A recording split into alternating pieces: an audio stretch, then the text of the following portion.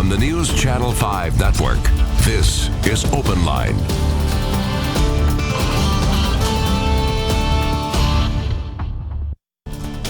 Hey everybody, it is Thursday, July 9th. This is OpenLine. I'm Jason Lamb.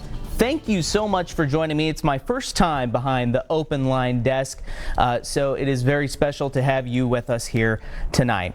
We have a big show tonight. We're going to be talking about a lot of huge issues, and it involves nothing less than the future of Nashville and Davidson County. Of course, we have seen a lot of debate and talk about several of these big issues we're going to be talking about tonight, taking place over the last month, 2, 3, even 4 months.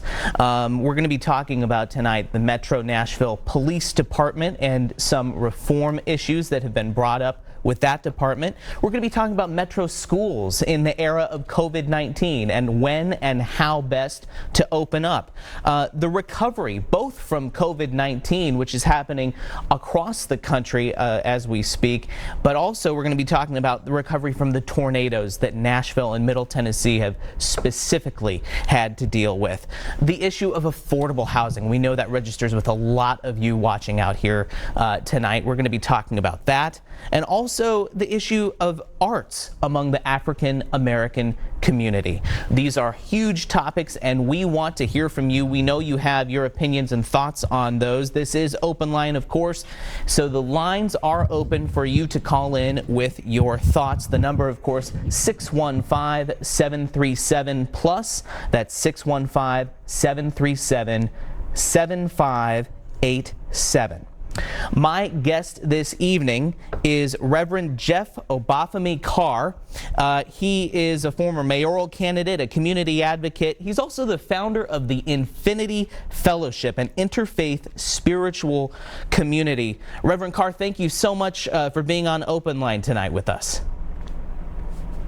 Jason, I want to first say thanks for having me. I'm glad to be here on OpenLine. I'm glad to be able to talk to people in the city. And I'm most pleased to be able to say that I'm your first guest on your first time hosting. So we're going to make it really, really good. Hey, I appreciate that, Reverend Carr. I really do. Well, Reverend Carr, you recently released a broad-based plan to tackle a lot of these issues we were just talking about in the introduction there. You're calling it the Infinity Plan, and we're going to delve into that throughout this program tonight because these are issues that a lot of people care about. I first want to get your sense, just how much this world has changed in the last 4 months for us, specifically here in Nashville, with COVID, of course, with the racial injustice movement going on, but of course, specifically here in Nashville, in particular neighborhoods in Nashville, the tornadoes that came through. I can't believe it's been over 4 months already since that happened. From your perspective, where you are, where is Nashville right now? You know, Jason, it's a wonderful time to be here in Nashville. It's a city of opportunity. It's Crane City. Everywhere you look, there are cranes popping up. There's development that is going on everywhere. I grew up here. I was born and raised here in South Nashville. I was kicked out of high school here and allowed back into high school here. I went to school at a public college, Tennessee State University. My wife went to Fisk University. And we're public school products. We've got 5 kids ranging from 25 down to 8. So we've got a lot of skin in the game. We made the decision to drop down roots here in the city of Nashville.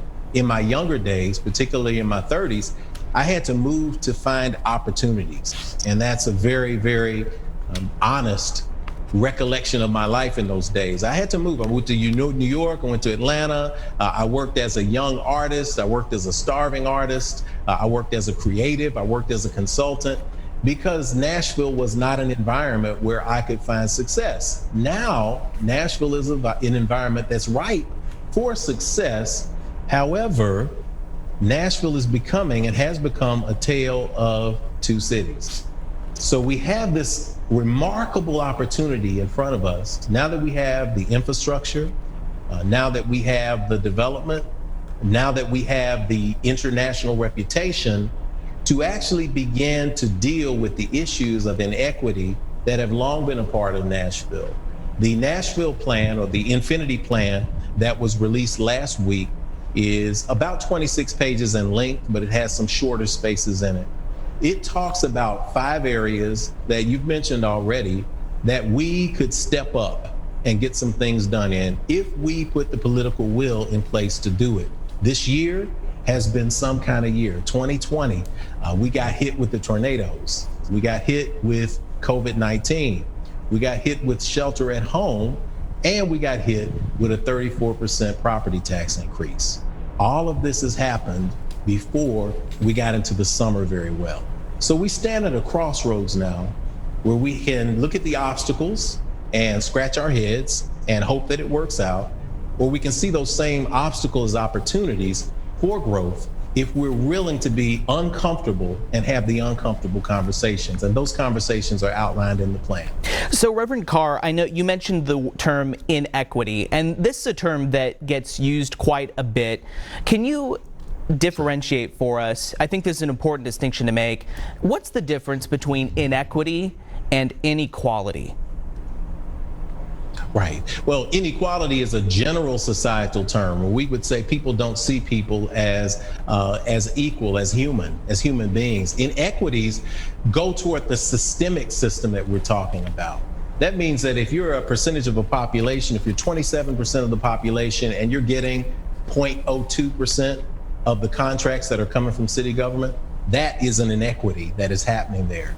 If you're falling behind in terms of resources that are going into public schools that are in your neighborhoods, if the school in Black neighborhoods and people of color's neighborhoods, if they're being closed and the resources are going somewhere else, those are staunch inequalities that are being practiced by the practice of inequity. So we have to find ways to create resources and to put resources into making sure that we have an equitable city. And I think we can be a model for what an equitable city looks like. All right, and Reverend Carr, we want to get into some of those topics right now. First, starting with Metro Police. One of the key outlines of this plan, the Infinity Plan, you talk about selecting a police chief. As we know, Chief Steve Anderson is stepping down later this year. Selecting a police chief with a commitment to policing reform. What do you think that looks like? What it looks like is daring to break the mold. If you have a machine that stamps a steel coin out of a sheet of metal, and that's all the machine does, and everybody that operates the machine is a white guy, many people will look at that and they say, you know, we want some equity here. We want something to change. We're tired of this same product being produced. You can take a person of color and put them in the position where they press the button. But if the product is exactly the same thing, there's been no change. What we've seen is moves by the city over time to disguise inequities by placing people of color in positions that still don't change things. What we need for policing in Nashville is a complete systemic change. We need a different approach to policing. We need demilitarization. I'm going to be honest with you, Jason, because I don't have anything to lose from it. Why does the police force need a tank? Why does the police force and the SWAT team need a military armored vehicle? This is equipment that costs us millions of dollars year after year, and yet it does little to reduce crime and violence in our communities. When you hear people say defund the police, a lot of people get scared, and I understand that. I'm a person who, I have a family, and I want the police to answer 911 when I pick up that phone. You answer, and I want you to show up, and I want you to show up in a timely fashion, even in my neighborhood. People have a misunderstanding of what that term means. That term simply means we take away from the excess that is not contributing to a fair and just society. Put money into restorative justice, put money into practices that heal people, put money into community policing, and most importantly, this starts at the top. Whether you love Chief Anderson, whether you're not a fan of Chief Anderson, one thing that most people can agree on, Chief Anderson has been a polarizing figure, and he's been a lightning rod. And his inability to hear what people are saying has been something that has resulted in us being at a crossroads where we're needing to pick a new chief. But we have to do it differently now. We have to stop using the same old suspect, the usual suspects, the same politicians, the same in people to be a part of it. And we have to do something different. And that something different is outlined in the Infinity Plan. Bring together community partners from grassroots organizations, political circles, and government circles.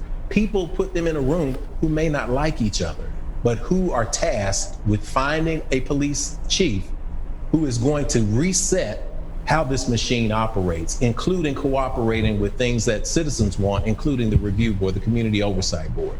So, Reverend Carr, one of the other things you mention in that plan under that section, you say that you suggest someone from the mayor's office shadows Chief Anderson for sort of getting some insight into his various responsibilities and things like that. You said that the mayor's office has a lot of high salary positions with what you call vague job descriptions. We haven't checked with the mayor's office yet on this, but I don't know if the mayor's office would think that they would have someone available to be able to be shadowing the chief. Who do you think in the mayor's office should have, or specifically does have, the ability to do something like that and shadow the chief to get that information? Well, the short answer to that would be anyone in the mayor's office who does not have a clearly defined position. So if you have people on salary in the mayor's office who are there to do community outreach, yes, they do the community outreach. If you have someone who is there who is doing economic development, it's very clear. But when you have a top-heavy staff with vague job descriptions, I think it's incumbent upon a leader to find the people who have vague job descriptions and help them to be better by assigning them something that could do better, help the city be better in the long term. And you also mentioned the importance of Campaign Zero. We've heard a lot about that, including the 8 can't wait principles, requiring de-escalation, banning chokeholds, and there's 6 other points there in that 8 can't wait philosophy. What do you say to Metro Police who, I mean, they have come out and they have said their own policies, and they've pointed to parts in their policy manual, already do reflect a lot of what the 8 can't wait principles ask for. They point to policy procedures and they point to Tennessee state law to say these are things we're already doing. Sure. I think that's a fair argument. I'll give that to them. I think it's awesome. I think it's very much a part of policy across the board. The issue, Jason, is the difference between policy and practice. That's a very important difference that we hear about in communities. So when you talk about banning choke and strangleholds, that's a policy. That's a policy across the board with most police forces. And yet we have people who are saying, I can't breathe, and they lose their lives. You talk about requiring de-escalation. That has been the case, but ask if that was the practice, not the policy, but ask if that was the practice in the case of Daniel Hambrick or in the case of Jacquees Clemens. These things are not being practiced. So this is why we have to have, in this wonderful window of opportunity that we have, a way to put into policy and practice a sense of alignment that better serves the community going forward. And you already mentioned some of this Blue Ribbon Committee. You're talking about the importance of putting people together in a room who may not necessarily agree with each other, but that sort of being the best way to come forward with the best selection or options, at least, for a future police chief. Yeah, one of the things that I've learned in life and in institution building, Jason, I've built 3 institutions, and I've been around the country helping people learn how to do everything from housing to nonprofit management to intervention with youth. And when I've seen that, one of the most successful tactics that you can have for making any movement successful is to bring people who are different to the table, not people who just say yes to you, not just people who are going to rubber stamp. You want to have a diversity of opinion. When we're talking about picking a new police chief, it's important to recognize that change begins at the top. We have a system that reinforces that. If you've got an opportunity now and you've got time to select a new police chief, don't do it in the way that it's been done before, because the streets are saying we want something different. Young people are out there activating and saying we want something different. take a group that is grassroots, put them in the room with somebody from the FOP, put them in the room with community oversight, and sure, they will not agree. But then if you can find candidates that can meet in the middle with people who disagree, that's going to tell you that those are stronger candidates. And that's going to give us an opportunity to actually make a change that could portend well for the city.